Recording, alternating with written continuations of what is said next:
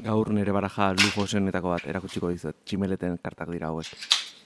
Kajaren barrua ere apainduta dago, eta karten diseinua iskinetaino dijo, hauek ez daukate borde txuri bat, eta hortazabanikoak oso politak geratzen dira.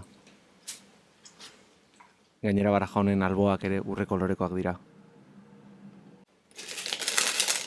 Eta erabiltzen dituzun bitartean denbora guztian ikusten dira urre koloreko brillo horiek. Pasada bada alboiei esker ze itxura elegante hartzen duten.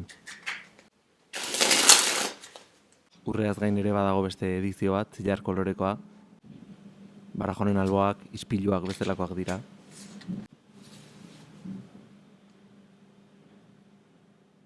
Oso guaia da argia nola islatzen den ikustea.